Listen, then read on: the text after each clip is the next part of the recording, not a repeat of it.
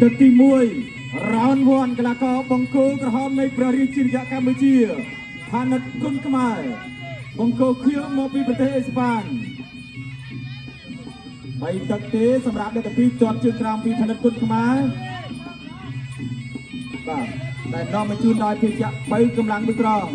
ជាប់ជើងក្រោមមកពីកីឡាករអេស្ប៉ាញជាប់ជើងក្រោមមួយជើងទៀតអត់ដល់ពី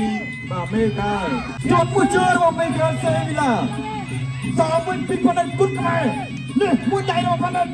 ចាប់ផ្ដើមបាទម៉ាស៊ីនកាន់តែក្តៅហើយតែ3ទឹកទេបាទ3មកឆ្ងាញ់សម្រាប់អ្នកទាំងពីរញ៉ាំភេជ្ជៈ3កម្លាំងមួយបាទទស្សនាជាបន្តទៀតជាប់ជើងក្រោមពីកីឡាករអេស្ប៉ាញមួយដៃរបស់ផានិតឃើញស្រាប់តអូ Bukul sama neutral corner 1 2 3 3 4 4 5 6 6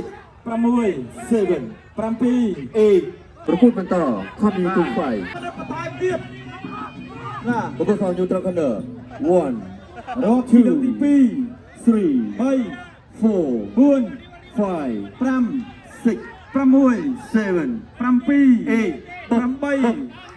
ប្រកួតបន្តខំយូទូហ្វៃ បានអត់ជាមួយនឹងប្រសិទ្ធទួមជើងអូបាទ កីឡាករបង្គោលក្រហម